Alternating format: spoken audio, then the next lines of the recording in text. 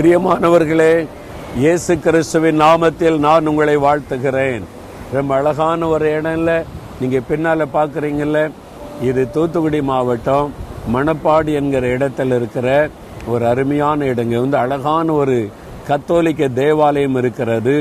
அதனுடைய பின்பகுதியில் தான் இந்த தியான மண்டபத்தை கட்டி வச்சிருக்கிறாங்க. பிரான்சிஸ் சேவியர் என்ற தேவ மனிதர் தங்கி இருந்த ஒரு இடம். இங்கே வந்தீங்கன்னா அந்த தியான மண்டபத்திலலாம் செபிக்கலாம். ரொம்ப அருமையான ஒரு இடமாக இருக்கிறது.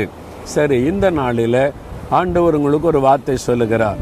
என்ன வார்த்தை தெரியுமா? 1 சாமுவேல் 26 அதிகாரம் 25 வசனத்தில், என் குமாரனே, என் குமாரத்தியே, நீ ஆசீர்வதிக்கப்பட்டவன், நீ ஆசீர்வதிக்கப்பட்டவள், நீ பெரிய காரியங்களை செய்வாய், மேன்மேலும் பலப்படுவாய். கீழே எவ்வளவு அழகான ஒரு வார்த்தை. ஆண்டவர் இந்த வார்த்தையினால உங்களை ஆசீர்வதிக்கிறார். அநேக வருஷத்துக்கு முன்னால அன்பு சகோதரர் டிஜே தினகரன், உங்களை எல்லாருக்கும் தெரியல, உலக பிரசித்தி பெற்ற ஒரு தேவ மனிதர். இன்னைக்கு அவங்க பல்லவ ராஜ்யத்தில் இருந்தாலும் அநேக வருஷத்துக்கு முன்னால அவங்களோட எனக்கு நல்ல பழக்கம். ஒரு சமயம் எனக்கு ஒரு பைபிள் கொடுத்தாங்க, ஆங்கில வேத புஸ்தகம்.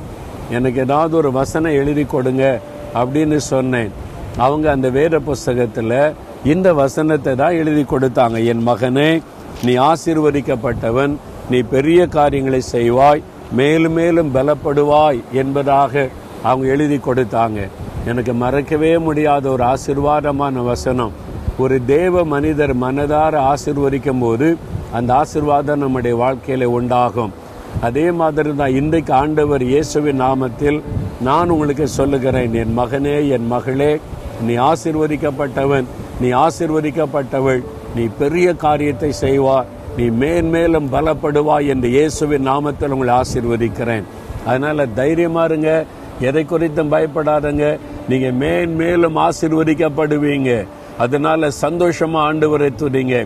தகப்பனே, இயேசு கிறிஸ்துவின் நாமத்தில் இந்த வார்த்தைகளை கேட்கிற இந்த மகனை, இந்த மகளை நான் ஆசீர்வதிக்கிறேன். அவங்க மேன்மேலும் பலப்படணும், பெரிய காரியத்தை நீங்க அவங்களுக்கு செய்யணும். இவங்க மற்றவங்களுக்கு பெரிய காரியத்தை செய்து சாட்சியா இருக்கணும். அப்படி அவங்களை ஆசீர்வதித்து பெருக பண்ணுங்க. இயேசு கிறிஸ்துவின் நாமத்தில் ஆசீர்வதிக்கிறேன் பிதாவே. ஆமேன், ஆமேன்.